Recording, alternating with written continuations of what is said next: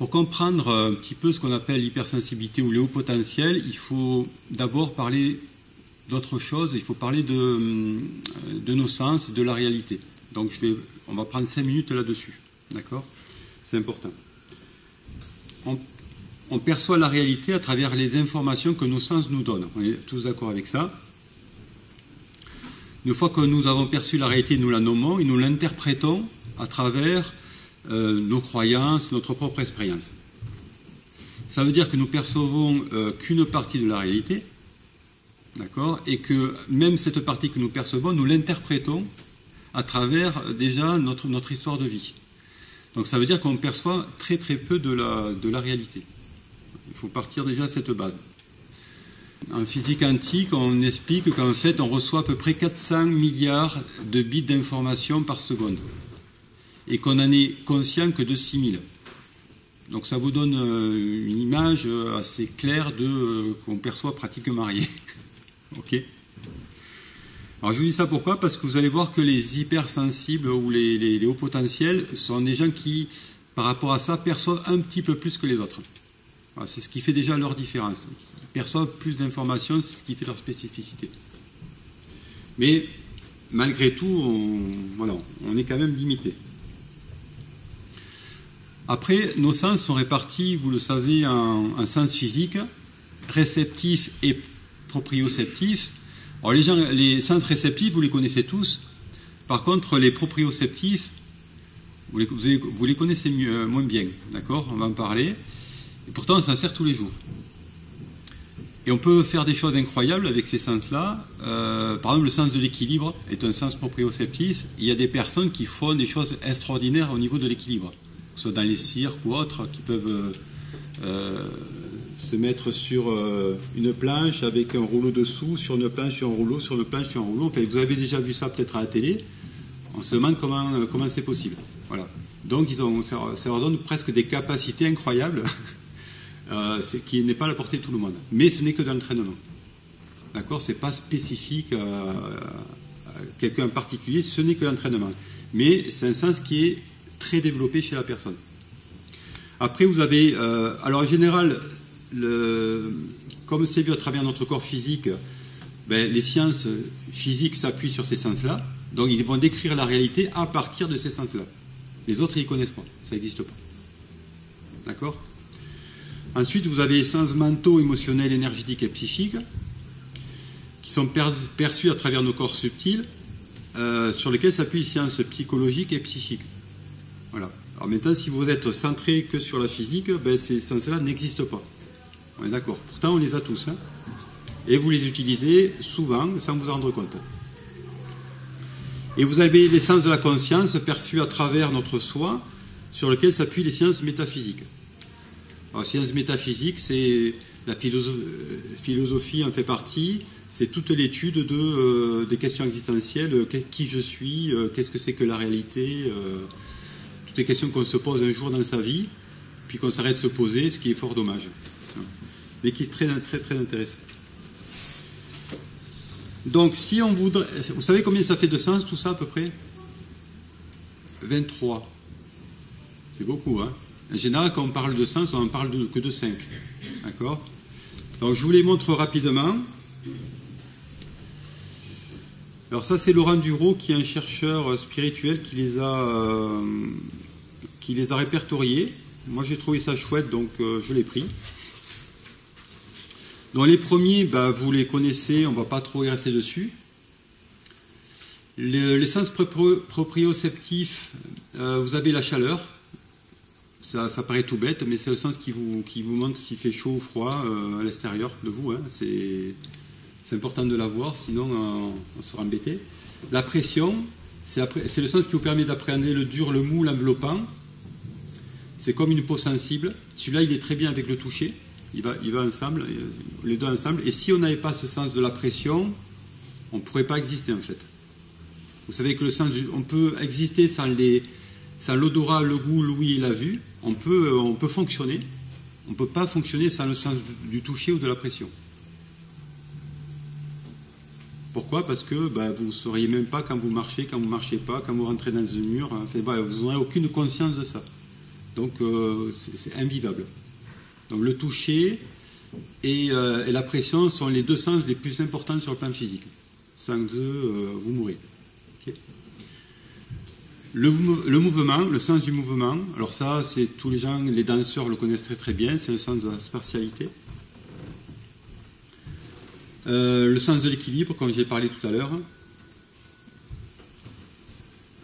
Ensuite, vous avez les sens mentaux, comme le langage.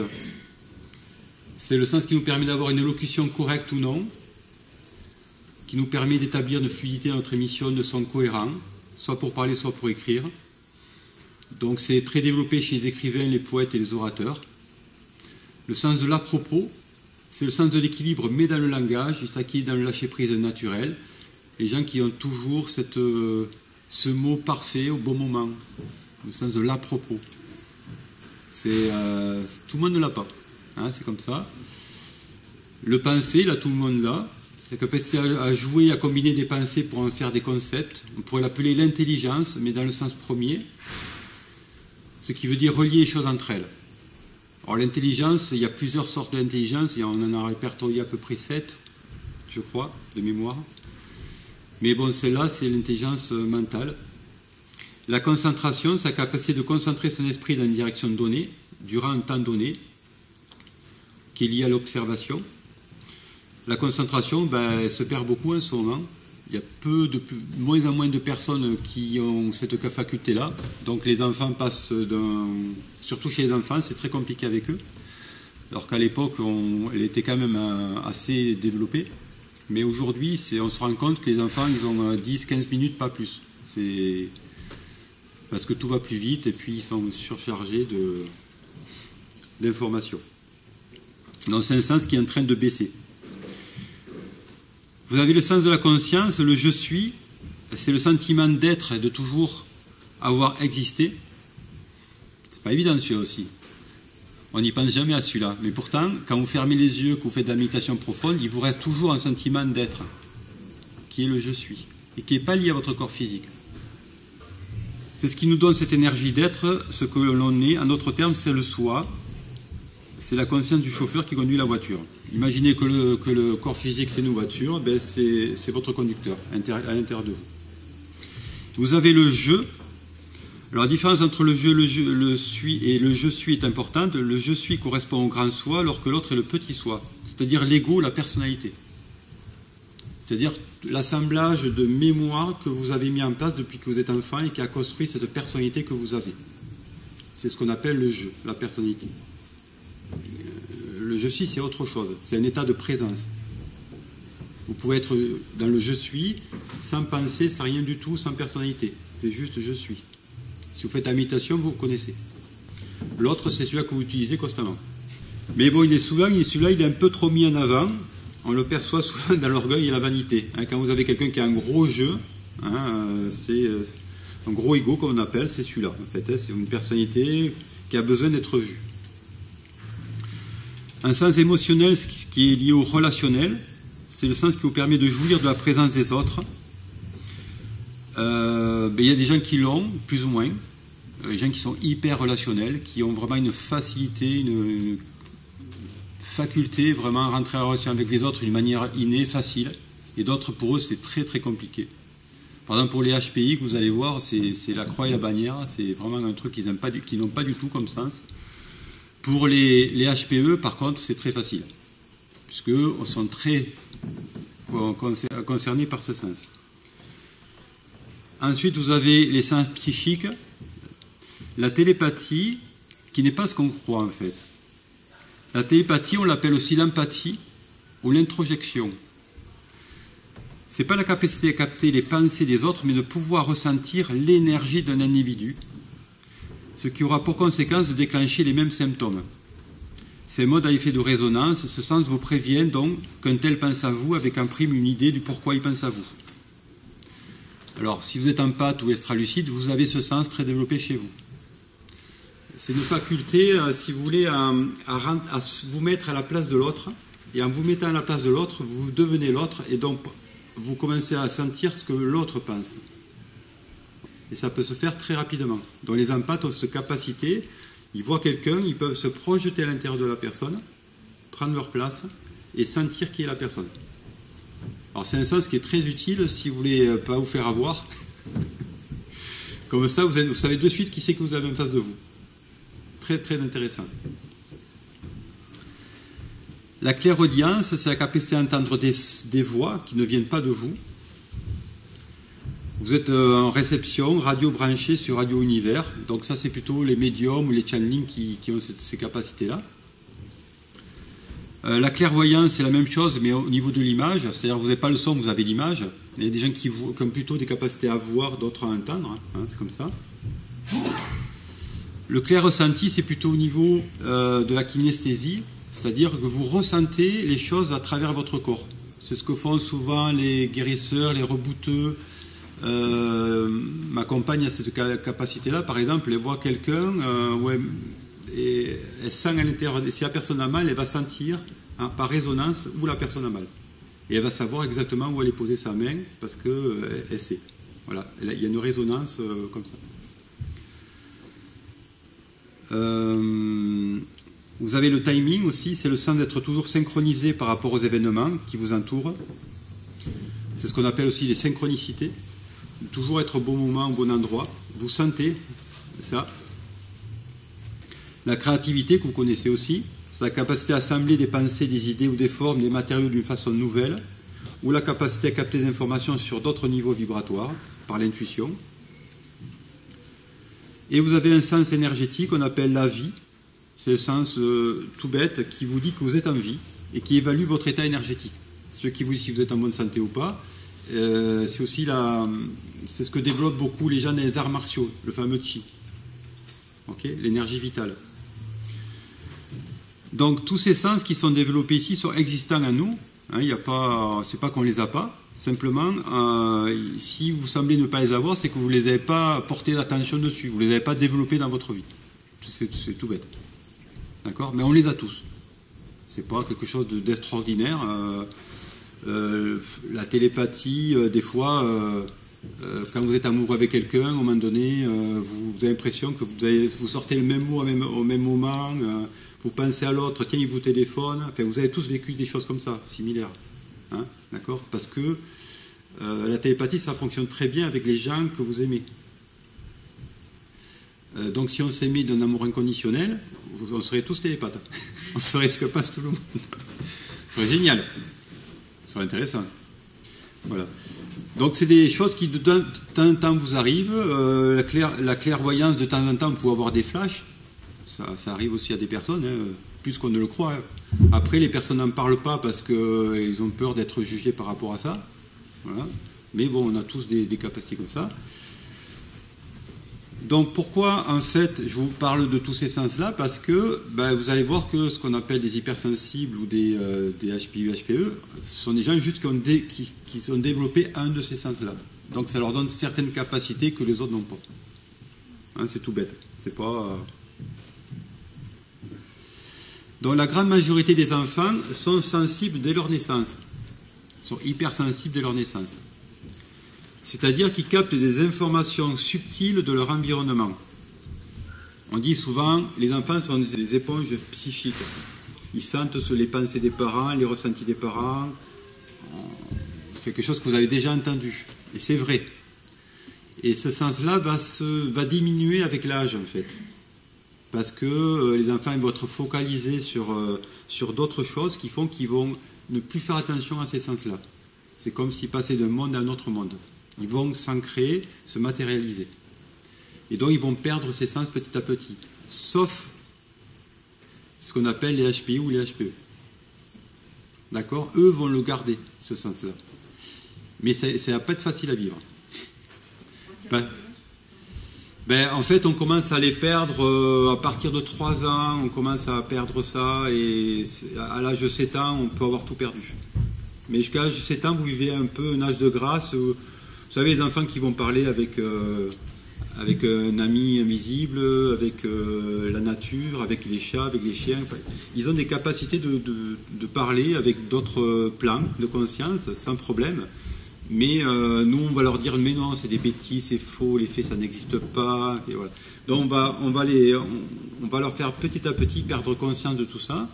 On va les ancrer dans la matière par l'éducation, par tout ça, ce qui fait que petit à petit, ces sens vont s'atrophier.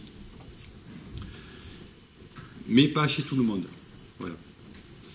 Donc ceux qui gardent ces sens-là, ils sont classés dans les hypersensibles ou les hauts potentiels. D'accord ? Mais ces derniers ont beaucoup de mal à vivre dans notre monde à cause de leur capacité à ressentir ces champs psychiques, bien sûr, autour d'eux avec plus d'intensité que la normale. Quand ce champ est négatif, cela les perturbe. Donc il y a aussi un système de protection qui fait qu'on se coupe aussi ces champs-là, parce que si vous ne savez pas dans quel champ vous arrivez, si vous arrivez dans une famille harmonieuse, il n'y a pas trop de raison de vous en couper, parce que ça sent plutôt bon autour de vous. Par contre, si vous êtes dans un environnement plutôt désharmonieux, c'est comme une mauvaise odeur en fait. Vous voyez, les pensées, les mauvaises pensées, les émotions de colère, de tristesse ou de haine, pour vous c'est comme des mauvaises odeurs, donc vous vous fermez à ça. Hein, voyez-le un peu comme une mauvaise odeur, c'est pas bon pour vous. Donc voilà. Donc vous allez vous fermer de plein de manières différentes. Vous allez mettre en place des filtres. Il y a à peu près 9 filtres différents. Et voilà. Et vous allez arriver à vivre à peu près dans cet environnement qui sent pas très bon, mais bon, au moment donné, vous y êtes dedans, vous y faites. Voilà. Et d'autres vraiment ne s'y font pas, c'est compliqué pour eux, donc ils en souffrent. Et ça va modifier un peu leur manière de regarder le monde.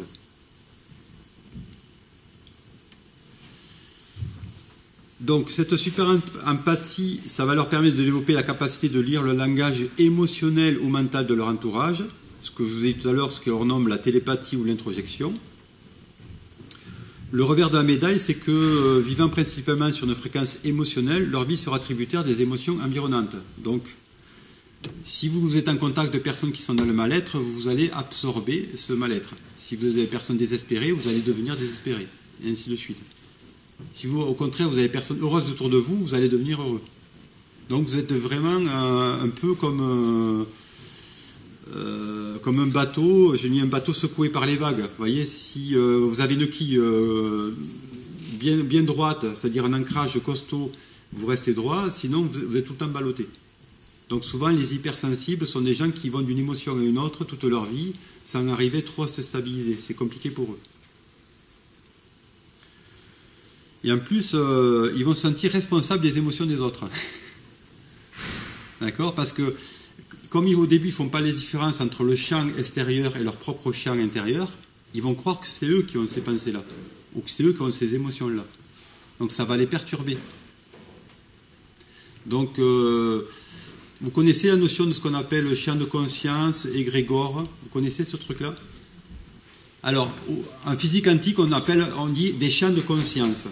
À l'époque ancienne, on appelait ça dans la métaphysique des égrégores. C'est quoi ? Ce sont des ensembles des champs de pensée ou d'émotions qui sont sur un lieu, qui résident sur un lieu. Par exemple, ici, imaginez qu'il y a eu une scène de crime assez horrible.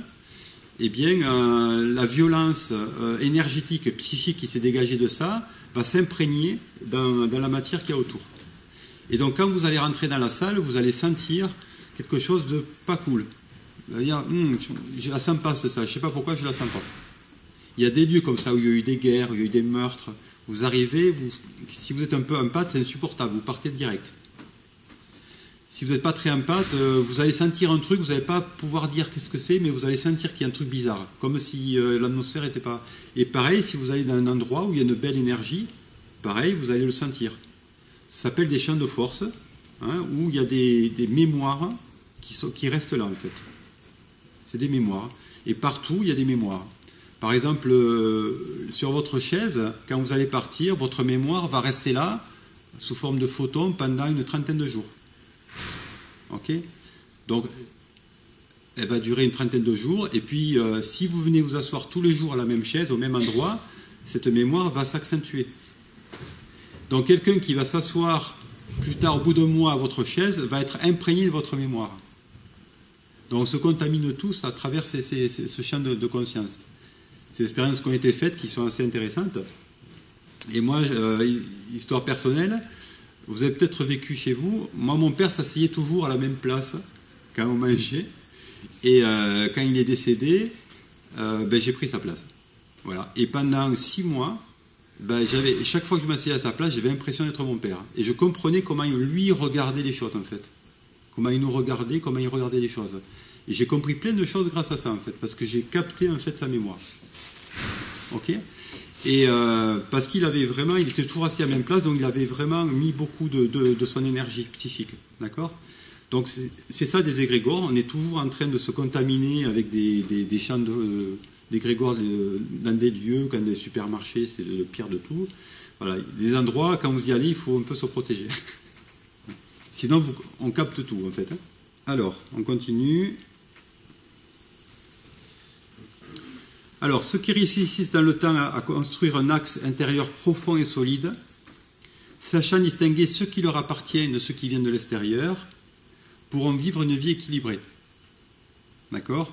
Les autres, s'ils veulent survivre, vont soit se protéger constamment, on en parlera tout à l'heure comment on se protège, soit se retirer du monde en vivant dans la nature ou loin de toute énergie négative, ce que font beaucoup d'hypersensibles, ils vont dans la nature. C'est un moyen aussi de se recharger et de se protéger. Soit lutter constamment contre les responsables de la souffrance qu'ils perçoivent autour d'eux. Donc il y a des responsables de cette énergie négative que je sens autour de moi, il faut que ça s'arrête. Donc qui est responsable? Je vais lutter contre eux. Vous savez, les types sauveurs. Voilà. Soit on se coupe de ses ressentis. Ce que font beaucoup les HPI. Ils se coupent. Donc, plus rien. Je ne ressens plus rien, comme ça tout va bien. Mais quand on se coupe, le problème c'est que ça va avoir d'autres effets. Parce que se couper de soi, c'est un peu compliqué, de sa sensibilité. Donc vous allez chercher à avoir des compensations, peut-être en travaillant beaucoup, en mangeant beaucoup, en vous remplissant de plaisir, enfin en trouvant quelque chose qui permet de vous sentir vivant, puisqu'en fait vous êtes coupé de votre intimité. Donc vous allez compenser à l'extérieur, ce que font beaucoup de personnes, par des addictions. Ça peut être de la drogue, ça peut être du sexe, ça peut être plein de choses, en fait, pour se sentir vivant.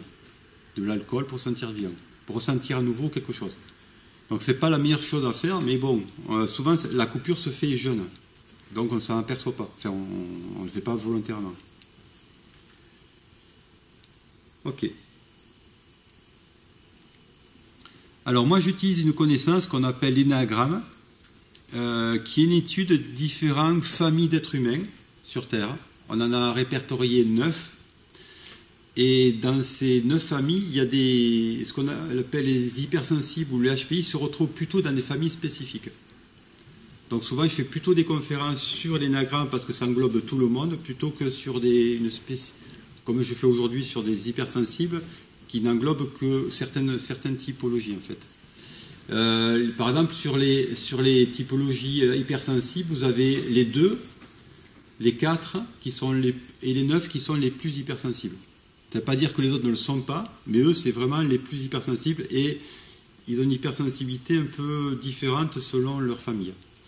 Et les 5 sont plutôt ce qu'on appelle des HPI, c'est-à-dire des gens qui ont haut potentiel intellectuel, mais qui sont coupés souvent de leurs émotions. Et après, vous avez des 7 qui peuvent aussi rentrer dans le lot, ou d'autres typologies, mais c'est moins souvent. En fait, on retrouve plutôt cela. Alors maintenant, rentrons un peu plus dans le détail. Dans les hauts potentiels, on fait une différence entre les HPI intellectuels et les HPI émotionnels. Donc les HPI sont des HP qui ont un fort QI, à la différence des HPE. Donc eux vont écraser et refouler leurs émotions qui les dérangent trop. Ils possèdent une intelligence froide, donc mentale, comme d'ailleurs les types 5 dans l'énéagramme, ou les autistes Asperger, qui sont aussi... vous avez déjà vu des documentaires sur les autistes Asperger, qui ont des capacités mentales de ouf. Ils ont une mémoire absolue. Mais problématique de relationner avec les autres. Voilà, c'est très compliqué. Pourquoi? Parce que les autistes, leur problématique, c'est qu'ils ont très peu de filtres. Donc, s'ils ont peu de filtres, ils sont très en contact avec leur corps subtil. Le corps subtil mental, par exemple, la première sphère qui vous entoure, elle fait à peu près 5 mètres. Votre corps mental fait à peu près 5 mètres. La première, après ça va beaucoup plus loin que ça. C'est-à-dire, si quelqu'un rentre dans ma sphère mentale, ça va me déranger. Je vais le sentir. Et si je suis un autiste, je vais le sentir. Pour moi, c'est une intrusion. D'accord? D'ailleurs, les HPI, souvent, ils ont besoin que les gens restent loin d'eux, sauf les gens qui ont une bonne énergie.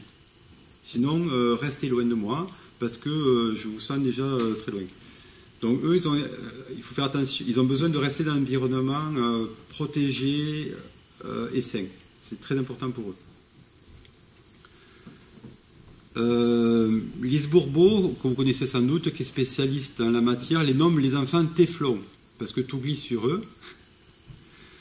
Donc c'est des enfants qui sont souvent, vous allez voir, se détachent facilement des autres, même jeunes enfants en fait. Ils n'entretiennent pas de lien émotionnel fort avec les autres. Sauf des fois avec certaines personnes, mais c'est assez rare. Comparé aux HPI, vous avez les HPE qui sont ceux qui fonctionnent principalement sur le mode émotionnel et sensoriel. Ils possèdent une intelligence chaude, plutôt axée sur l'amour, comme les 4, les 2 et les 9. Ensuite, vous avez ce qu'on appelle les QI, qui ne sont pas des hypersensibles, mais qui ont un mental développé. Donc, on dit quelqu'un qui a un fort QI, c'est-à-dire qu'il a une capacité de mémorisation importante. Il y a toujours eu des HPI et des HPE à travers l'histoire. C'est pas nouveau. On a l'impression qu'on en parle comme si on les avait redécouverts, mais c'est pas nouveau en fait. Il y en a eu. La seule différence qu'il y a, c'est qu'il y en a beaucoup plus aujourd'hui. Ils arrivent en masse. Alors c'est à partir des années 60 qu'on commence à parler de ces enfants. Ce sont des voyants, les premiers qui les ont évoqués en premier. Alors je ne sais pas si vous connaissez cette histoire, mais en fait il y a des voyants qui ont commencé à avoir des enfants qui avaient une aura, une couleur d'aura qu'ils ne voyaient pas avant. La couleur indigo. C'est pour ça qu'on les appelait les enfants indigo. Vous connaissez un peu cette histoire? Et puis ils en ont vu de plus en plus. Et en examinant ces enfants, ils ont vu qu'ils avaient des particularités par rapport aux autres. Et puis ensuite, il y a eu des enfants cristal, qui eux avaient une aura aussi différente, beaucoup plus lumineuse. Puis les enfants arc-en-ciel. Et puis on leur a redonné autre nom, les starseeds, les enfants bouture. Pourquoi bouture? Parce que ça va à l'opposé des enfants racines. Un enfant racine, c'est quelqu'un qui a les racines à la terre et qui s'élève vers le ciel. Donc ces enfants qui sont très ancrés, qui n'ont aucun problème avec la matière, qui fonctionnent très bien dans la matière, mais qui ne sont pas très portés sur tout ce qui est, on va dire, sur le plan psychique ou spirituel. Ça ne les intéresse pas. Les enfants boutures, eux, ont les racines dans le ciel. C'est-à-dire qu'ils sont très intéressés par tout ce qui est spirituel et autres, et psychique. Par contre, la matière ne les intéresse pas. Donc, il y a une personne qui a écrit un bouquin sur les enfants racines et les enfants boutures. Encore une autre manière de parler de ces enfants-là. Puis la psychologie s'y est intéressée par la suite et a rebaptisé ces enfants sous d'autres noms, comme les zèbres, les surdoués, les enfants précoces, les enfants téflons.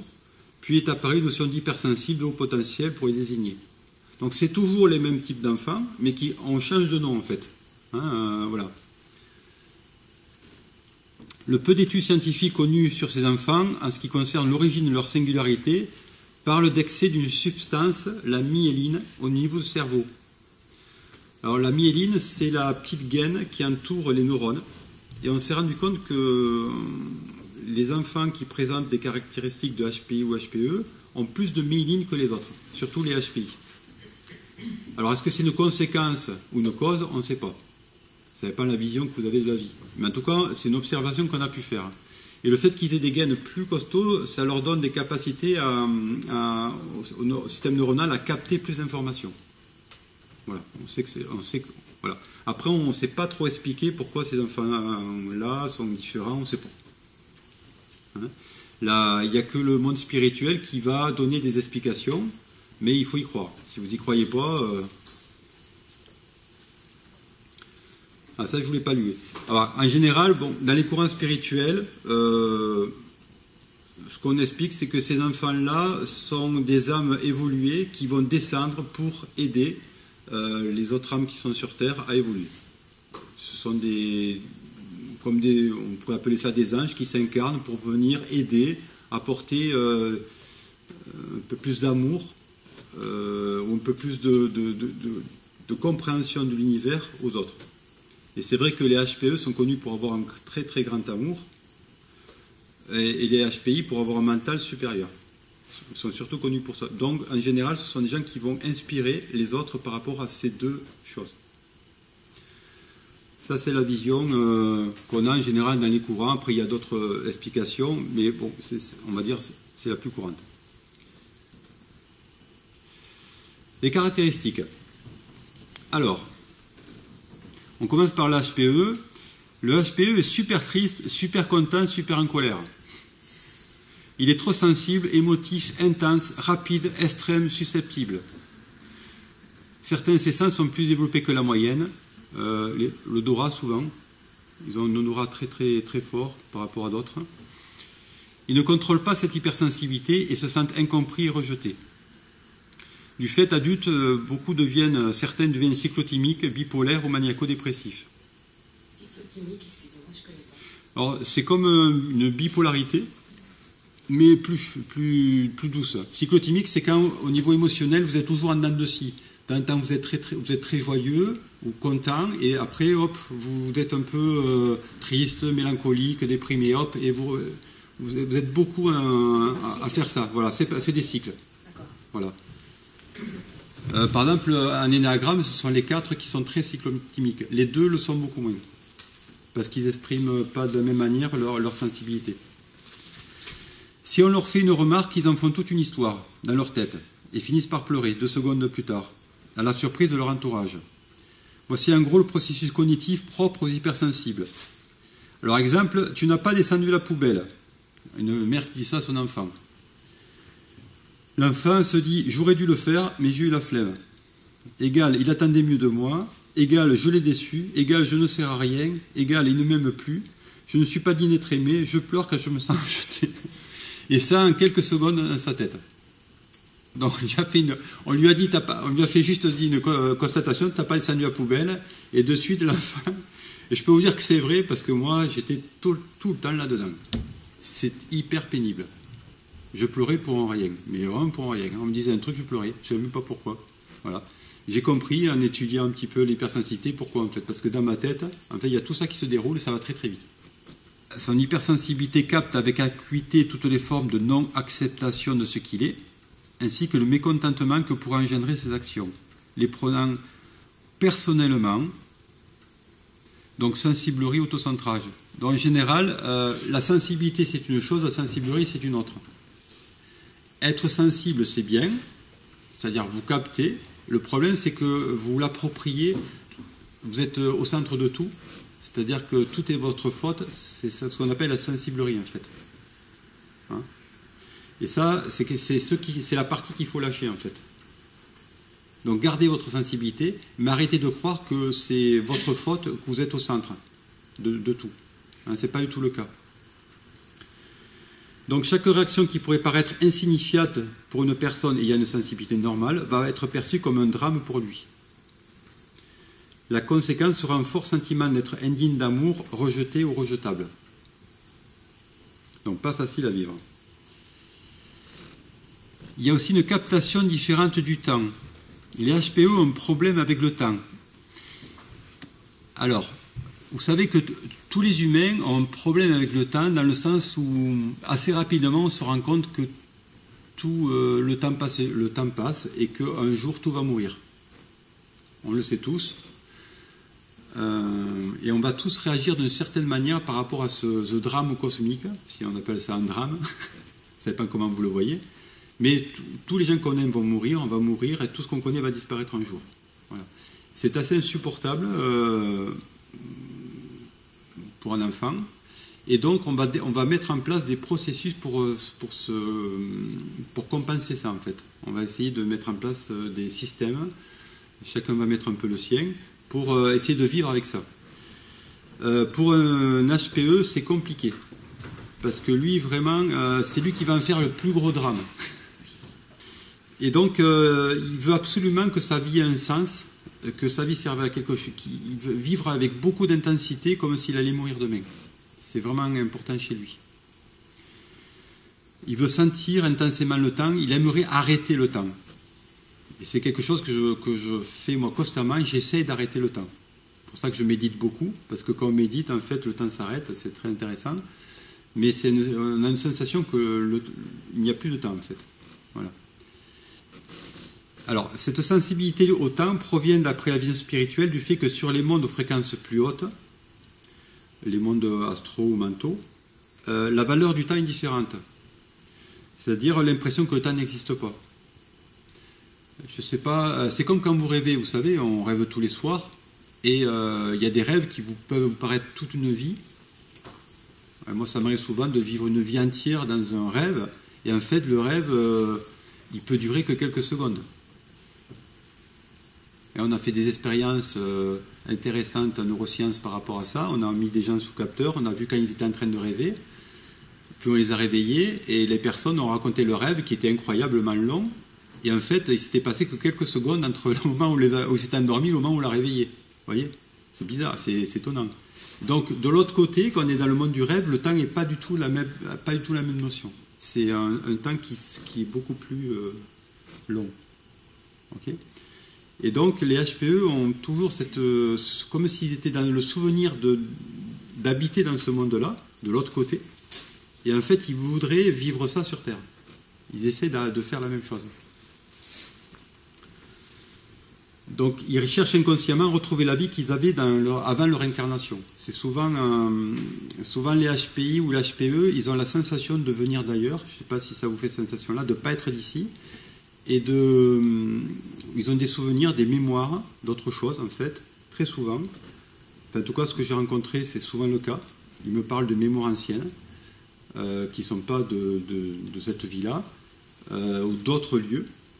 Et il y a une certaine mélancolie par rapport à ça, qui leur est difficile à vivre. Alors tous n'ont pas ça, mais beaucoup. Le déficit d'inhibition latente. Alors qu'est-ce que c'est que ce truc? Alors ça, j'en avais parlé à la dernière fois, à la dernière conférence. Je vous avais dit qu'en général, le cerveau, pour se reposer, il ne voit pas la réalité telle qu'elle est en fait. Il regarde qu'une toute petite partie de la réalité. C'est-à-dire que là, vous voyez la réalité, ce que vous voyez autour de vous. En fait, c'est une reconstitution que fait votre cerveau par rapport à la mémoire que vous avez de votre vie. C'est-à-dire qu'il va reconstituer les choses d'une manière plus ou moins claire pour s'économiser.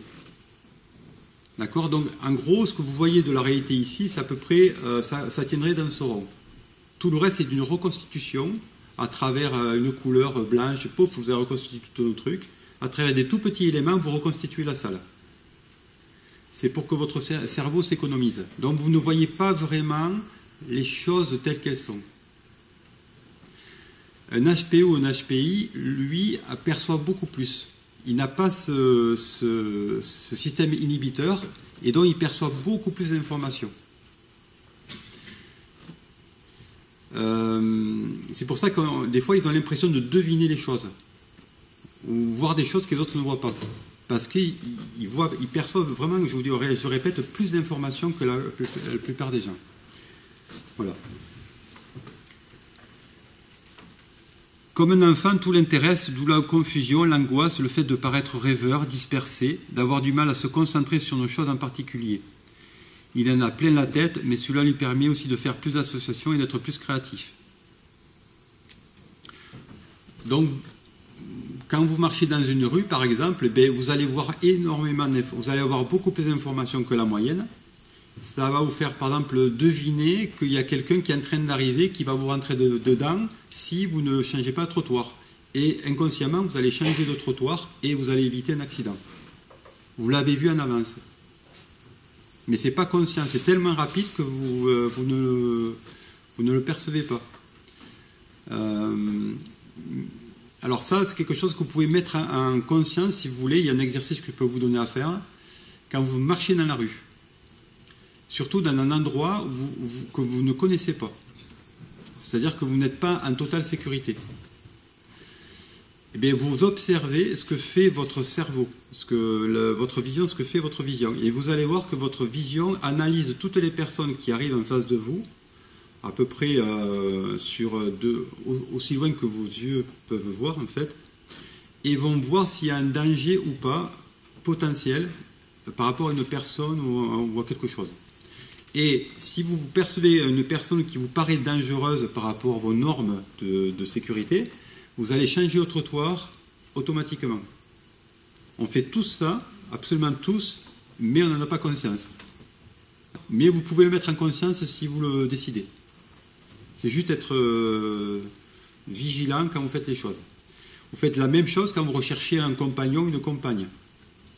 Vous mettez vos sens en action, et dès que vous voyez quelqu'un qui correspond aux critères inconscients que vous avez dans votre tête, il y a quelque chose qui va s'allumer, et hop, et vous allez observer cette personne beaucoup plus que les autres. Et vous allez vous diriger vers cette personne, parce que vous avez analysé inconsciemment que cette personne correspond aux critères que vous avez à l'intérieur de vous. Et ça aussi, c'est quelque chose que vous pouvez conscientiser. C'est pas un travail, c'est pas très compliqué à faire. C'est ce que je fais dans un de mes bouquins d'ailleurs. Je vous apprends à conscientiser pour trouver le partenaire idéal. Ou la partenaire idéale. Mais si vous voulez, les HPO, HPI le font d'une manière presque automatique, ce truc-là. Alors si vous êtes dans un milieu sécurisé, vous ne le faites pas, puisque vous n'avez pas besoin. Alors, manière de penser aussi, toujours par rapport à la personne lambda. Pour mémoriser quelque chose dans l'apprentissage, le HPE doit en comprendre le sens et être dans une atmosphère affective positive. Sinon, il se détourne de l'apprentissage. Alors ça, si vous êtes instit ou professeur, c'est très intéressant à savoir avec eux. S'ils ne se sentent pas appréciés affectivement, ils ne vont rien apprendre. Ouais. Il y a des instits aussi ou des profs? Ok. Vous avez remarqué ça? Hein, si vous êtes avec quelqu'un qui fonctionne sur le plan affectif, si vous en a le nez, c'est réglé. Hein, il n'apprendra plus rien. C'est fini. Il faut vraiment se l'amadouer. Il faut aussi, ils ont besoin de comprendre le sens des choses. Donc ils peuvent poser beaucoup de questions pour comprendre le sens. S'ils ne comprennent pas le sens, ils n'apprendront pas non plus. Hein? Sa mémoire est sélective, émotionnelle, mémoire des mots, des émotions, des sons et des atmosphères. Le HPE a des difficultés à mémoriser d'une manière linéaire, logique, analogique. Alors après, on va voir ce que c'est, hein, cette forme-là. Il enregistre en arborescence, intuitivement. Des millions d'idées vont être traitées rapidement et vont se subdiviser en de nouvelles idées, ainsi de suite, entraînant la personne loin de la pensée initiale. Cette rapidité fait que le HPE ne perçoit pas consciemment le déroulement du processus de pensée. Il perçoit le problème, puis le résultat, sans savoir pouvoir expliquer le déroulement de sa compréhension. Donc, vous y posez un problème, il va vous trouver le résultat. Si vous venez comment tu as fait, il est incapable de vous le dire. Il ne sait pas. Ça va trop vite. C'est ce qu'on appelle on appelle ça l'intuition aussi, quelque part. On a le résultat, on ne sait pas pourquoi, en fait. Hein. Le HPI, lui, au contraire, possède une grande mémoire linéaire, logique, mathématique. Alors linéaire, ça veut dire quoi? C'est apprendre étape par étape, ce qu'on apprend en général à l'école. Structurer les choses, organiser. C'est partie du cerveau gauche. Donc, on part d'une vision du détail pour aller vers une vision d'ensemble. Hein, c'est ce qu'on apprend, l'écriture, la musique, c'est ça. On commence par quelque chose, on assemble et ça donne une structure globale. D'accord? C'est répondre aux questions. Où je vais, de quoi j'ai besoin, quelles sont les étapes pour les réussir. Voilà. Quand vous posez ces questions-là, vous faites travailler votre cerveau gauche. D'accord? L'arborescence, c'est différent. C'est partir dans tous les sens, puis en tirer une conclusion. Partir d'un objet fini, un dessin, un schéma, et déduire comment il a été fabriqué ou construit. c'est le cerveau droit. Donc on détricote les choses pour savoir comment ça a été fait. Donc on part d'une vision d'ensemble vers le détail. C'est-à-dire répondre aux questions, pourquoi la personne a fait ça, par exemple, quelle était son intention d'avoir fait ça, comment il a fait, par quel processus il est passé, et à quoi ça sert. Alors on utilise ces deux-là normalement, et on devrait, à l'école, utiliser ces deux manières de faire. Mais on favorise, j'ai remarqué qu'on favorise plutôt le cerveau gauche. Ce qui fait si vous favorisez le cerveau gauche, c'est-à-dire que vous allez devenir quelqu'un de beaucoup plus cartésien et de méthodique.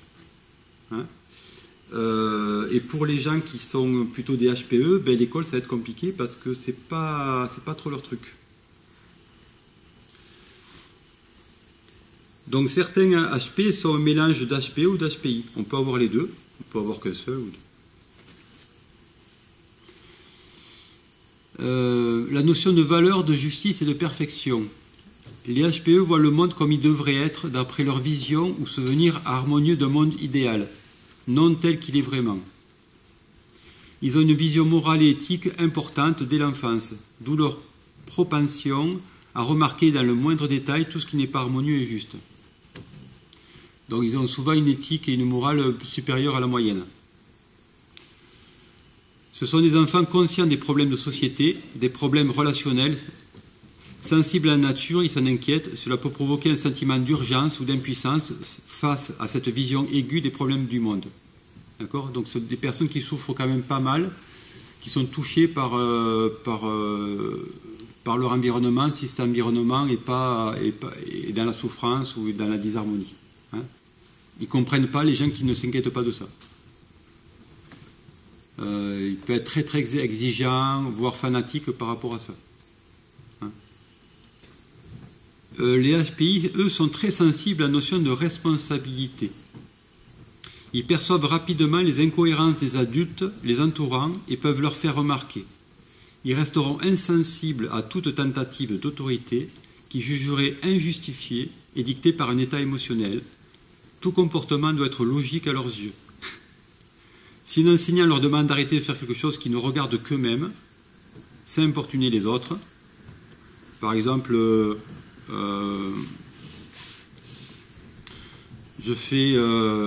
y a un examen, il y a un petit examen, une dictée, je fais ma dictée, et puis j'ai fini, je vais soit dessiner, soit regarder mon portable, si j'ai le droit au portable, je vais faire autre chose en fait. Voilà. Si on me fait une remarque, qu'en fait, pourquoi je dessine, je vais trouver ça, ça ne regarde pas la personne. J'ai fait ce qu'on m'a demandé de faire, maintenant vous me laissez tranquille. Voilà. Donc il y a une notion de justice très importante aussi. Voilà. Si tu dis quelque chose et que tu ne le fais pas, hop, les HPI, ce sont des gens qui entendent tout, voient tout. Hein. C'est-à-dire moi j'en ai une à la maison, je peux vous dire. J'ai une HPE et une HPI à la maison. Hein. C'est très rigolo parce que c'est vraiment deux opposés. Et la HPI, elle dit rien, mais si elle dit un truc, vous êtes sûr que ça ne loupe pas. Voilà. Et vous rentre dedans direct. Voilà. Il faut être, si vous dites un truc, il faut être exemplaire après derrière, hein, sinon elle va vous faire remarquer. Soit ils vont obéir pour éviter des représailles, ils peuvent le faire aussi. Ils obéissent et puis bon, ils restent tranquilles, comme ça ils ne se prennent pas la tête. Soit ils entreront en résistance pour les plus rebelles. Donc il y a des HPI qui sont très rebelles. Hein. C'est souvent les types 8 en énagramme, ils sont très rebelles. Et toute forme d'injustice, ils vont vous rentrer dedans, mais direct. Les HPI enfants se considèrent comme des adultes et demandent le même respect. Alors c'est ça qui est compliqué, surtout pour les parents, parce que ce sont des enfants qui ont une maturité intellectuelle et de conscience assez élevée, d'un côté, et de l'autre, ils sont très enfants. Donc ils demandent souvent à être traités comme des adultes, mais ils ne veulent pas avoir les charges des adultes. C'est-à-dire ils veulent les avantages des adultes, mais pas les inconvénients. D'accord ? Souvent, mais ils sont souvent très en avance sur leur âge. Voilà. Et en général, à l'école, ils peuvent s'embêter parce que c'est trop gnangnan pour eux, ou ils s'embêtent. Donc ils font autre chose. Ils restent dans leur coin, soit ils n'étudient pas, soit ils font autre chose. Donc eux, ce seraient des enfants qui seraient bien dans des écoles comme Freinet, Montessori, ou des écoles genre démocratiques. On leur laisse faire ce qu'ils veulent. Ils vont apprendre tout ce qu'ils ont besoin de savoir, ils vont l'apprendre par eux-mêmes. Voilà. Ça, c'est des écoles qui leur correspondent très très bien. Sinon, ils peuvent très bien dans les écoles classiques obéir à faire ce qu'on leur demande, mais voilà, ils vont le faire à leur vitesse. Enfin, ils vont pas être très, très honnêtes en général. Ce que je connais de ces enfants-là, c'est qu'ils ne sont pas très honnêtes, ils trichent beaucoup. Parce que ce système ne leur convient pas du tout. Donc ils essaient de faire les choses un peu, ils vont beaucoup mentir, ils vont beaucoup faire des trucs en douce. Parce qu'ils considèrent que ils sont pas obligés d'obéir. C'est une adaptation, c'est pas de la triche. Voilà, c'est une adaptation. Voilà, c'est une adaptation parce qu'ils trouvent ce système insupportable, quelque part. Voilà, merci. C'est plus une adaptation que la triche. C'est une forme de survie, en fait. Ouais, ok. C'est pris pour la triche pour les gens à l'extérieur, mais c'est plutôt une forme d'adaptation. Souvent, ce sont des personnes qui ont besoin de beaucoup de précision. Ils n'aiment pas ce qui est flou. Et quand vous dites un mot, même derrière le mot, ils vont entendre vraiment la signification du mot. Et si vous dites un mot qui ne correspond pas à ce que vraiment vous voulez dire, ils vont vous le faire remarquer. Voilà. Et ils vont être pinailleurs ils peuvent rester pinailleurs sur un mot. Hein, parce que derrière ce mot-là, eux, ils entendent le sens, un certain sens qui n'est peut-être pas le sens commun. Moi, ça m'arrive souvent de reprendre des gens par rapport à ça. J'ai appris à le faire gentiment, mais quand je sens que voilà, le mot ne correspond pas, je vais dire, mais c'est pas ça que tu veux dire, il y a un truc. Voilà. Donc vous avez compris que pour mener un projet ou n'importe quoi, s'ils n'en comprennent pas le sens, que c'est pas précis, ils ne font pas. Alors, au niveau de l'investissement, c'est différent pour les HPE et les HPI. Les HPE, en général, s'investissent à 100% dans une chose, puis le délaissent quand ils ont compris comment ça marche. Après, ça ne les intéresse plus. Donc, ils ne gardent que l'essentiel en général. Donc, ils vont lire un bouquin, puis ils vont en comprendre le sens, mais ils vont pas garder les choses dans le détail, en fait. Si vous demandez de raconter l'histoire, ça ne va pas vraiment les intéresser. Par contre, ils vont garder ce que le bouquin leur a apporté comme compréhension de l'univers ou des choses, en fait. Voilà, ils vont garder une compréhension globale du livre, mais pas du tout dans le détail ou dans l'histoire, ça ne les intéresse pas. Et après, ils passent à autre chose. Si vous leur demandez des références, un HPE, ça ne l'intéresse pas. Il va oublier de suite les références, les noms, qui a dit quoi, il s'en fout. Lui, si quelqu'un a dit quelque chose, il va voir si en résonance, ça lui paraît juste ou faux. Si c'est juste, il le prend. Si c'est faux, il le lâche. Mais qui a dit quoi, il s'en fout. C'est pas important pour lui. Un HPI, c'est le contraire. Un HPI, lui, il va être très à cheval sur toutes les normes, surtout qui a dit quoi, qui a fait quoi, quand, à quel moment, tout dans le détail. C'est vraiment des spécialistes. Ils ont un côté comme ça très pinailleur. Ils ont besoin de maîtriser toutes les données. Et si par exemple un HPI fait une conférence, il va falloir qu'il réponde à toutes les questions possibles qu'on lui poserait dans la conférence. Sinon, il ne fait pas la conférence. Un HPE, c'est pas important pour lui. S'il pose une question, vous ne pouvez pas y répondre, c'est pas grave. Il va dire, je ne sais pas. Un HPI, c'est pas possible. Il faut qu'il maîtrise tout. Donc, il y a une exigence assez perfectionniste au niveau de la connaissance, parce qu'ils s'identifient beaucoup à ça, en fait. Pour eux, c'est très important. Un mot est un mot, une chose est une chose, et c'est pas n'importe quoi. Je vais poser une question qui est peut-être stupide, mais quand on est HPE, HPI, il n'y a pas un problème entre les deux. Enfin, on n'est pas... Ben, ça dépend sur quel... Ce que vous dites, il y en a un qui pose des questions, l'autre qui est pinailleur, et il n'y a pas un conflit entre les deux? Oui, il y a un conflit. C'est sûr qu'il y a un conflit. Ben, après, vous pouvez être HPI sur certains... Là, je vous montre tous les aspects, mais vous pouvez être HPI sur certains points et pas sur d'autres. Ok, vous pouvez être HPE sur certains points et pas sur d'autres. Ok. Ok, donc HPE, vous avez compris, globaliste. HPI, spécialiste. Les HPE, vous les reconnaissez aussi, ce sont des personnes, quand elles vont vous parler, elles vont sauter du coq à l'âne. Où c'est que tu as passé les vacances? Ah, je suis parti à Nouméa. Alors Nouméa, c'est vraiment... ils vont vous parler aussi d'une manière à travers leur ressenti.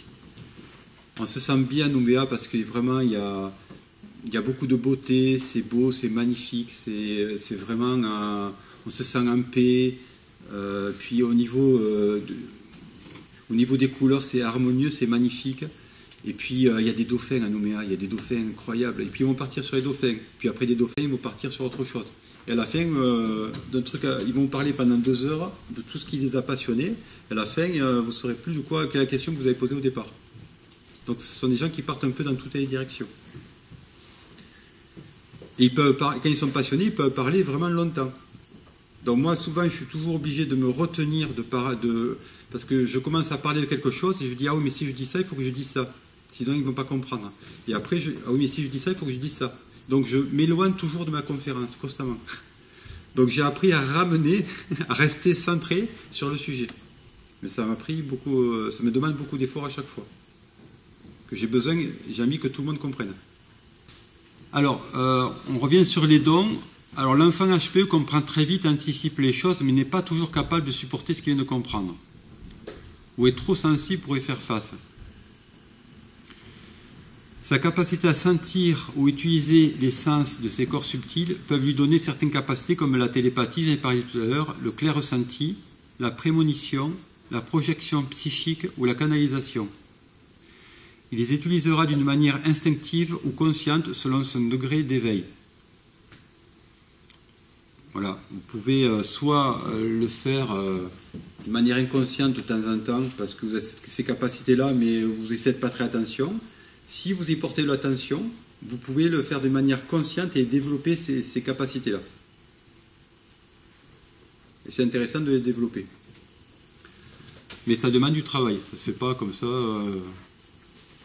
Le HPI, lui, peut devenir plutôt extralucide ou mentaliste. Sa capacité d'observation et d'analyse lui permet de percevoir les programmes des personnes qui côtoient. Les mentalistes, ce sont des personnes, je ne sais pas si vous connaissez un monsieur mentaliste, ce sont des personnes qui observent les moindres... Vous connaissez la série qui s'appelle Lie to Me? Vous connaissez cette série? C'est un mec qui voit de suite si vous mentez ou pas, qui analyse tout ce qui se passe au niveau du faciès, toutes les micro-expressions que vous avez, il sait de suite dans quelle émotion vous êtes, qu'est-ce que vous faites, voilà. Et bien les mentalistes font ça aussi. Ils ont étudié ça, donc ils analysent absolument, quand ils voient quelqu'un, ils analysent tout ce que votre corps, vous grattez le nez, enfin, tout ce que vous faites, ok, ils analysent ça et ils savent exactement ce que vous êtes en train de vivre intérieurement. Et ça marche à tous les coups. Parce que on est des programmes quelque part. Donc être extra-lucide, quelque part, c'est une capacité à voir ce que les micro-trucs que les autres ne voient pas. On fait attention à ces choses-là. Et c'est que de l'observation fine et de la connaissance. Le HPE, lui, c'est l'empathie. Donc il y a l'analyse ou l'empathie, c'est-à-dire vous rentrez à l'intérieur de la personne, vous vous mettez à sa place, vous devenez la personne. Et donc quand vous faites ça, vous êtes capable de sentir qui est cette personne. Alors, dans le monde de la psychiatrie, il est important encore aujourd'hui de faire des tests pour un diagnostic précis et une prise en soin adaptée de l'individu concernant les HP. La confusion avec des maladies mentales comme la schizophrénie, la paranoïa engendre des conséquences graves pour les HP. Parce que souvent, ces enfants-là, ou ces adultes-là, qui avaient soit entendu des voix, soit voyaient des choses, soit avaient ces capacités-là, en parler autour d'eux, souvent ils finissaient en asile psychiatrique. Voilà. On les enfermait parce que c'était pas normal, c'était pas conforme. À l'époque, je parle. Mais encore aujourd'hui, ça dépend des endroits. Des fois, maintenant la psychiatrie est au courant de ça, de plus en plus. Mais à l'époque, on les bourrait de médoc et puis voilà quoi. Alors ça concerne tout le monde. C'est pas simplement les HPI, mais comme les HPI, les HPE l'ont aussi, je l'ai mis. Alors ce qu'on appelle le masque. Pensant que leur vraie personnalité ne correspond pas aux attentes de leur environnement, pour s'adapter, se protéger, les HP, tout comme les non-HP, vont créer plus ou moins une personnalité de camouflage, un masque social pour se présenter au monde. Celui-ci permet à la personne de s'exprimer en société en respectant les conventions sans s'exposer. Donc c'est un système de camouflage qu'on connaît tous, plus ou moins. Et certains vont essayer de devenir conformistes, de satisfaire leur environnement en niant leur vraie personnalité. Ils peuvent finir par croire leurs propres mensonges. Mais ce contrôle permanent les fera se sentir vides et coupés. Le déni de leurs émotions leur suscitera de l'angoisse, de la honte, de la dépression, de la susceptibilité, de la colère, de la solitude. Alors moi, ça m'arrive de temps en temps, dans des personnes qui viennent me voir, ce cas de figure-là. Des personnes qui se sentent vides à l'intérieur d'eux-mêmes.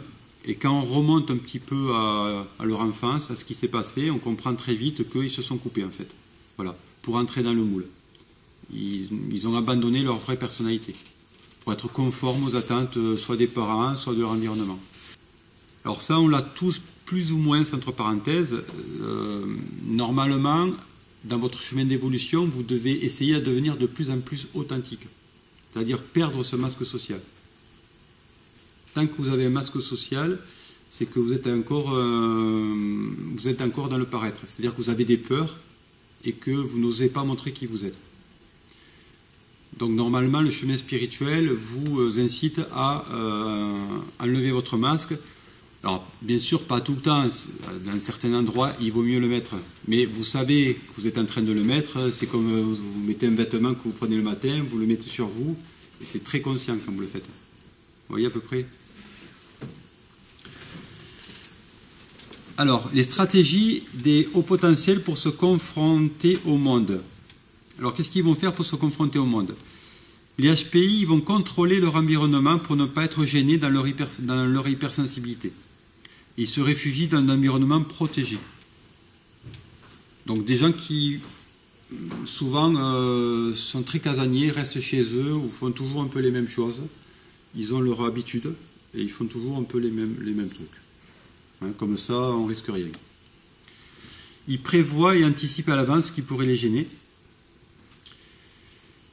Et ils créent souvent une personnalité de façade conforme à leur environnement, c'est-à-dire ils ne montrent pas trop qui ils sont, ils se planquent derrière.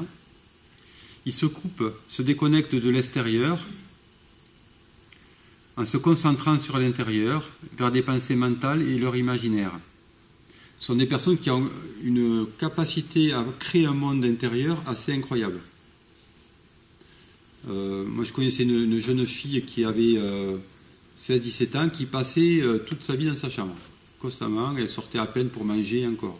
Ses parents s'inquiétaient, et quand elle allait très très bien, en fait. Elle avait créé un monde imaginaire, elle vivait dans son monde imaginaire, et tout allait bien pour elle. Elle se sentait un peu seule de temps en temps, mais en fait, elle avait créé elle avait des amis sur d'autres plans.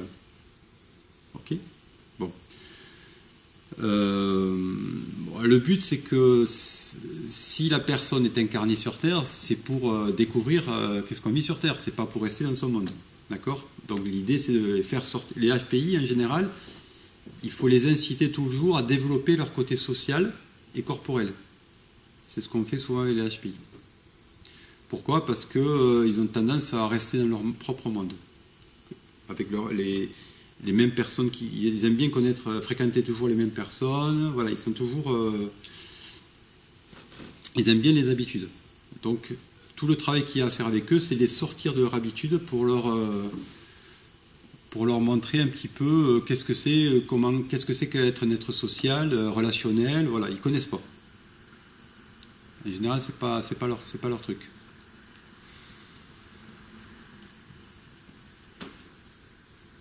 Il faut les aider à devenir un peu, à développer ce qu'on appelle avoir des manières aussi, des manières sociétales. Dire bonjour, comment ça va, faire semblant de s'intéresser aux autres, vous savez. Les HPI ne le font pas en général. Ils sont bruts de pommes. Voilà, ils n'ont pas envie, Okay, parce qu'ils trouvent ça... S'ils n'ont pas envie, qu'ils voient les autres le faire, ils vont dire mais tu es fou en fait, tu n'es pas authentique. Ils ont raison quelque part. Mais ce sont des conventions sociales qu'on met en place pour arriver à aller de plus en plus en profondeur, très souvent. Ils aiment bien aussi se concentrer sur des données positives, voilà, quand ils sont dans leur propre monde. Les HPE, eux, ils essayent souvent de devenir quelqu'un de parfait pour éviter les remarques blessantes et pouvoir s'aimer. Rappelez-vous, les HPE souvent sont très relationnels en général, très empathiques, et eux, ils ont l'impression, ils ont cette tentation à vouloir toujours être parfaits aux yeux des autres, pour créer une bonne atmosphère autour d'eux. Ils aiment bien que les gens soient heureux autour d'eux, qu'il y ait une bonne ambiance, qu'il y ait de la joie, que les choses soient bien faites. C'est souvent, ils vivent beaucoup en mode sauveur, apprendre aux autres des choses qui leur font défaut, enfin. Alors vous savez tous qu'on fait le métier en général lié à notre blessure, lié à ce qui nous a fait défaut quand on était enfant. Si vous observez qu'est-ce que vous faites comme métier, si c'est une vocation, je ne parle pas un métier pour manger, je parle d'une vocation, vous allez voir que c'est toujours lié à ce que vous avez vécu enfant, toujours. C'est intéressant d'ailleurs. Vous regardez ce que je fais moi, moi je me sentais incompris, je me sentais différent, je sentais qu'il n'y avait pas beaucoup d'amour en fait, que les gens ne s'intéressaient pas aux choses qui pour moi étaient importantes, c'était une question existentielle. Qu'est-ce que je fais? J'apprends ça aux autres. J'ai appris d'abord pour moi et j'apprends ça aux autres. Je suis dans mon rôle totalement. Puisqu'en fait j'ai souffert de ça, et donc je voudrais que les autres n'en souffrent pas. Si vous êtes souvent, vous êtes une soignante, c'est que peut-être quelqu'un qui n'a pas été soigné chez vous, et que vous en avez quelqu'un qui est mort, qui n'a pas été mal soigné, et que vous voulez que ça n'arrive plus. Donc vous allez devenir soignant. Et ainsi de suite. Vous avez eu des parents qui ont tout perdu, qui ont perdu leur maison parce qu'ils étaient tout perdus, vous êtes retrouvés à la rue, vous avez vécu dans la misère, vous pouvez aller dans les assurances, être agent d'assurance, assurer les gens pour que ça ne se reproduise plus. Vous voyez? Donc c'est intéressant de voir, d'examiner son histoire pour voir pourquoi vous faites ce que vous faites. Il y a toujours une raison. Votre blessure est souvent votre chemin de vie. Donc militer pour un monde plus humain où la différence est acceptée, développer la connaissance de soi et des autres pour mieux gérer ses émotions et être en paix avec lui-même. Voilà. Donc pour résumer, les HPI aiment communiquer avec intelligence, reconnaissent tout de suite les personnes intelligentes. Ils sont chauds avec ça, moi. Parce que j'en connais pas mal d'HPI et ils se gênent pas. Des fois, quand quelqu'un n'est pas intelligent, ils vont le dire, ils vont pas le dire directement à la personne, mais ils vont s'en désintéresser direct. Hein. Voilà. Si par exemple ils voient quelqu'un intelligent, ils vont venir voir. Qui jugent eux intelligents. Hein, d'accord? Puissance psychologique, ne se sentent pas responsables des autres. Ça c'est intéressant. Ils ne se sentent pas responsables des autres. Au contraire du HPE. C'est-à-dire chacun son problème. Alors ils peuvent paraître très égoïstes. C'est pas qu'ils sont égoïstes, c'est juste qu'ils comprennent pas, c'est pas leur problème en fait. C'est à toi de porter ton problème, c'est pas à moi de le porter. Donc ils vont pas être compatissants avec des personnes qui souffrent. Non, c'est pas leur souffrance, ils vont pas la prendre. Mais ça peut paraître très égoïste pour les autres. Hein. Surtout si vous êtes un HPE, vous n'allez pas comprendre, de dire mais t'es un égoïste, tu n'as pas de compassion. Alors qu'en fait, non, c'est juste que pour eux, c'est pas leur problème. Donc c'est intéressant aussi. C'est une vision détachée. Vous voyez? Non-culpabilité, hein. Zéro culpabilité, les HPI. Se ferme à toute une manipulation émotive. Donc si vous êtes maman, vous essayez de manipuler pour que la personne fasse des choses, ça ne va pas marcher. Il vaut mieux leur dire les choses, voilà, c'est comme ça et puis c'est tout. Si tu ne le fais pas, il va se passer ça et puis voilà. Donc piquer leur portable, ils vont réagir. Utilise le manque de respect envers les autres quand ils souffrent trop. C'est-à-dire qu'ils peuvent devenir assez agressifs ou très durs quand ils se sentent un peu... quand les autres abusent un peu d'eux. Donc au niveau de la parole, ils sont assez puissants. N'acceptent pas, se ferment complètement à la morale des autres si celle-ci ne leur semble pas juste. Donc tous les faux semblants, tous les hypocrisies, ils détectent. Clair. Donc avec eux, ça ne marche pas. Pour ça que des fois, on ne se sent pas à l'aise avec un HPI, parce qu'on a l'impression qu'il nous scanne, et que en fait, si on n'est pas droit dans ses bottes, en fait, c'est-à-dire que si on n'est pas authentique, il va le voir direct. Veulent être naturels et non normaux. C'est intéressant ça. Naturels et non normaux. Ont un cerveau plus rapide que l'enfant traditionnel, se considère comme des adultes très tôt. Voilà. En gros, l'humour aussi, de l'humour. Ils ont souvent un humour assez étonnant. Je ne l'ai pas mis, mais... Les HPE maintenant ressentent le mal-être des autres, cherchent à rendre les autres heureux, s'engagent pour des causes perdues, culpabilisent facilement, se sentent responsables du malheur des autres, sont hyper susceptibles, autocentrés émotionnellement et altruistes physiquement. C'est-à-dire que c'est des gens qui donnent beaucoup aux autres, mais ils sont très à l'écoute de leur émotion en fait. Donc ça veut dire qu'ils sont autocentrés. Le monde tourne autour d'eux en fait. Se remettent constamment en question, grande créativité, basse estime d'eux-mêmes, ne savent pas demander, sensibles à toute injustice, recherchent l'amour des autres, dont beaucoup de dépendance affective chez les HPE. C'est comme si ils sont dans un monde où il n'y a pas d'amour par rapport à leur vision de l'amour, il n'y en a pas assez sur Terre. Il n'y a personne qui peut leur donner un amour comme eux l'imaginent. Ils ont vraiment une vision de l'amour avec un grand A. Ils sont bien qu'avec d'autres HPE alors du coup. Ouais, souvent ils aiment bien être ensemble. Ouais.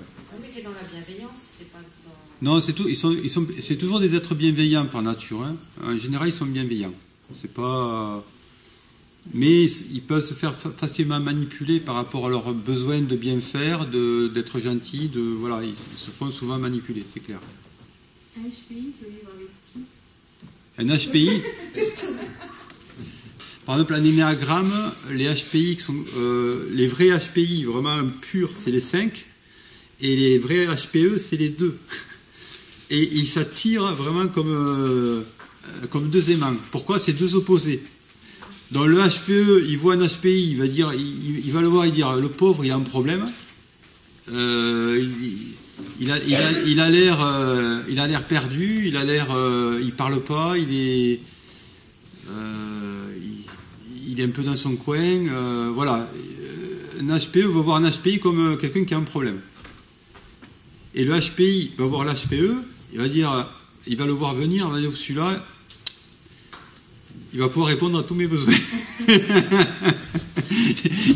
il va pouvoir répondre à tous mes besoins, et parce que en fait, le HPE est serviable par nature, surtout le type 2. Hein. Et le type 5 va dire moi tout ça, ça ne m'intéresse pas, lui ça l'intéresse, il va vraiment remplir ça. Surtout si au niveau des enfants. Un HPI par exemple a du mal à s'occuper des enfants. C'est pas trop son truc. Un HPI, hein, c'est pas son truc. Pourquoi? Parce que les enfants sont dérangeants et intrusifs. Ce que détestent le plus les HPI. Donc ici, si c'est un homme qui prend une femme HPE, la femme va s'occuper des enfants, va s'occuper de tout, va gérer tout le quotidien, c'est super. Donc l'HPI va être content.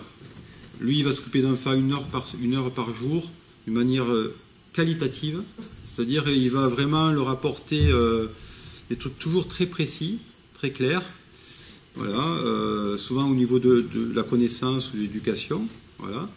Mais c'est sa manière d'être affectif en fait. Okay, voilà. Mais c'est tout. Après, il ne faut pas l'embêter. Donc c'est pour ça qu'on les retrouve beaucoup dans des milieux de chercheurs, de laborantins, dans des milieux où ils peuvent faire ce qu'ils veulent, quand ils veulent, dans ce qu'ils aiment en fait. Hein. Alors comment aider les HPI? Alors là c'est surtout concernant les enfants. Après, un adulte ça va être un peu différent. Au lieu de forcer l'enfant à penser comme moi, à souffrir les mêmes souffrances que moi, à être touché par ce qui me touche, ça c'est un HPE qui parle, hein. Il est conseillé de permettre à l'enfant de vivre sa vision, d'avoir des idées et des buts différents, même si l'entourage n'est pas d'accord. Donc, en fait, il faut lui permettre, il faut le reconnaître dans ce qu'il est, ne pas vouloir vraiment... ne pas le faire culpabiliser parce qu'il n'a pas cette sensibilité que peut avoir un HPE sur le plan émotionnel. Lui, il est sensible au mental. Un HPI est sensible au plan mental, pas au plan émotionnel. D'accord ? Au lieu de punir parce que je me sens frustré par son indifférence envers moi ou les autres, ce qui m'empêche de pouvoir le manipuler, il est conseillé de lui permettre de parfois sembler indifférent, en me souvenant que cela n'a rien à voir avec l'amour qu'il a pour moi ou les autres. C'est pas parce qu'il vous paraît indifférent qu'il vous aime pas. Il vous aime à sa manière, mais il vous aime sur le plan mental. Le mental, ça aime les gens à travers la notion de respect. Vous comprenez le mot de respect ? C'est pas l'amour émotionnel. Le HPE, c'est l'amour passionné, l'émotion, l'intensité. Je t'aime, t'es tout pour moi, je t'adore. Un HPE, c'est je te reconnais comme un être, un individu, je te respecte, voilà, tu es responsable de toi, je suis responsable de moi, je te respecte en fait. Vous voulez dire HPI ? HPI, hein, HPI. Voilà, c'est pas du tout la même vision des choses. Ouais, désolé. D'accord ? C'est pas la même vision. C'est pas pour ça qu'il vous aime pas, c'est un autre type d'amour. Ok ? Mais c'est pas le montrer. Il va vous le montrer d'une manière subtile. Tellement subtil qu'on ne voit pas. Surtout, ils le font à travers la connaissance. Ils vont essayer de parler avec vous sur un plan intellectuel et partager des connaissances intellectuelles. C'est comme ça. Si vous voulez stimuler apprenez-lui quelque chose qu'il ne sait pas. Voilà. Et là, ça va le stimuler.